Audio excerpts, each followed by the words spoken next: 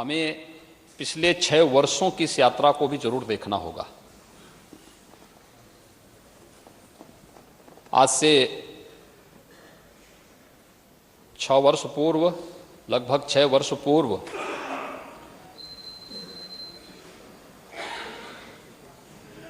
उत्तर प्रदेश के अंदर, उत्तर प्रदेश की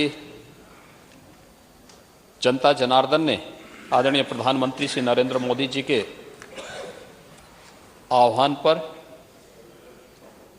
सबका साथ, सबका विकास, सबका विश्वास और सबके प्रयास के इस मूल मंत्र को अंगीकार करते हुए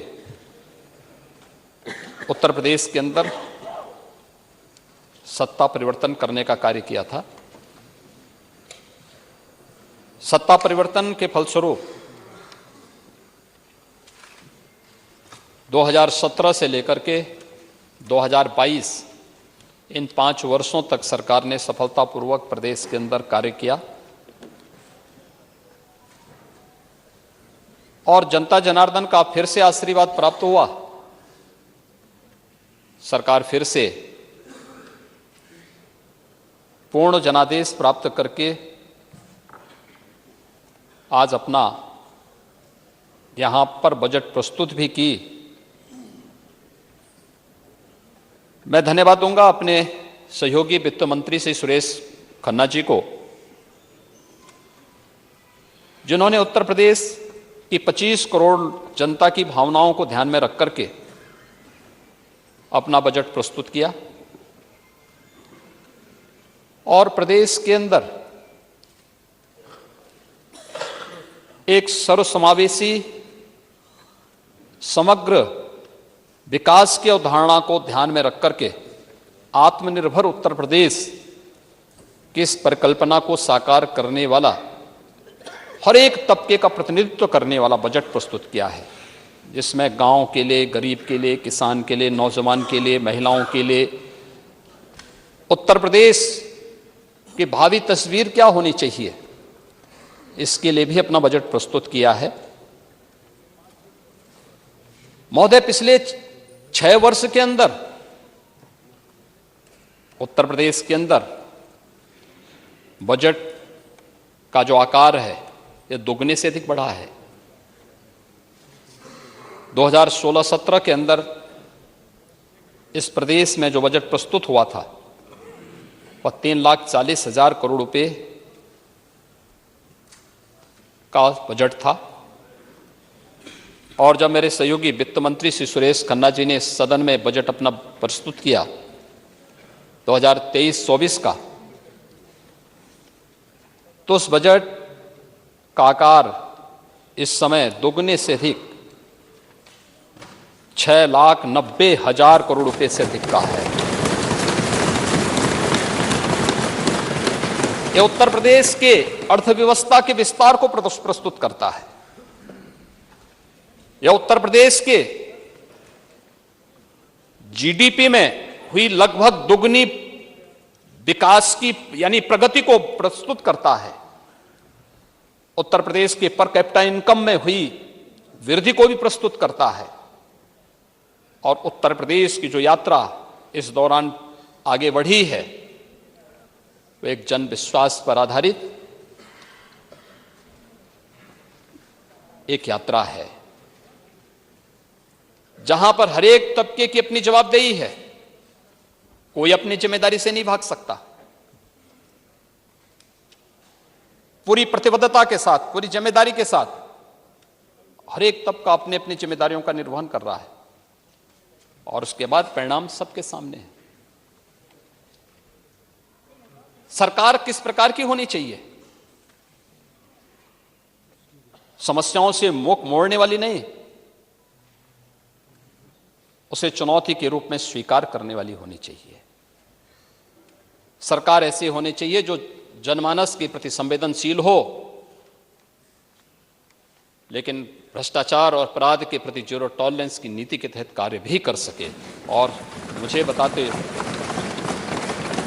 गौरव की अनुभूति हो रही है कि लगभग पिछले 6 वर्ष का यह कार्यकाल इन्हीं प्रतिबद्धताओं को ध्यान में रख करके हमने प्रस्तुत किया। मैं कल यहां पर नेता विरोधी दल के पूरे वक्तव्य को सुन रहा था और वो अपनी बात को कह रहे थे। मुझे आश्चर्य हो रहा था कि जब वो कह रहे थे तो उन्हें इस बात पे प्रसन्नता हो रही थी कि उत्तर प्रदेश के पैरामीटर को पिछले पायदान पर धकेलने पर उन्हें प्रसन्नता हो रही थी।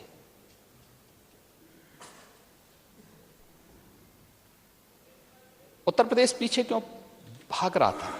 सत्र के पहले हर एक क्षेत्र में पीछे क्यों जा रहा था? हम सब जानते हैं, हर व्यक्ति इस बात को जानता है, हर समस्या के दो समाधान होते हैं। हर समस्या के दो समाधान, भाग लो या भाग लो।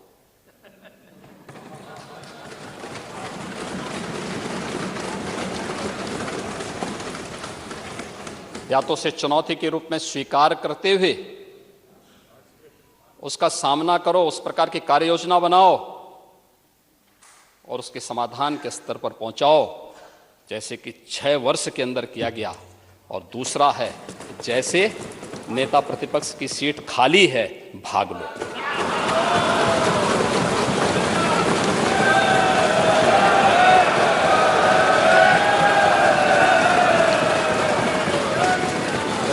और ये केवल यहीं पे नहीं हुआ है। अभी भी आ रहा हूं, अभी तो ये शुरुआत है। अभी तो आप इतने बुजुर्ग हैं, इतने वरिष्ठ हैं, हम आपका बहुत सम्मान करते हैं। देखिए, आपका भी सम्मान करते हैं और शिवपाल जी का भी करते हैं। देखिए, उनको वहां सम्मान मिले ना मिले, हम तो करते ही सम्मान। और इसलिए आखिर इतने बड़े प्रदेश के प्रति हम सबकी सामूहिक जिम्मेदारी नहीं है? ये 25 करोड़ जनता के प्रतिनिधि के रूप में हम सब इस सदन में बैठे हैं और ये जिम्मेदारी भी सामूहिक है। लेकिन क्या उस सामूहिक जिम्मेदारी के प्रति कभी हमने उस जवाबदेही को परिचय दिया? कल नेता प्रतिपक्ष कह ही रहे थे कि अगर आप दावोस गए होते तो हो सकता है 50 लाख करोड़ का प्रस्ताव आता। उनको विश्वास हो गया ना कि प्रस्ताव आ रहे हैं।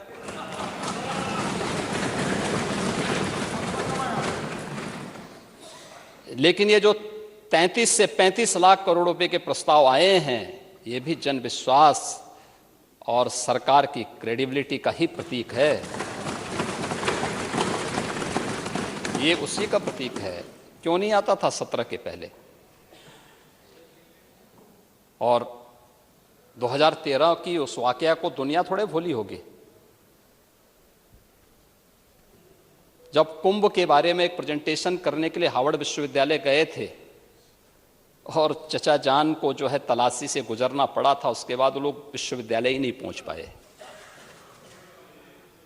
प्रदेश की क्या स्थिति हुई थी? हमने प्रदेश को कहां पहुंचाया था?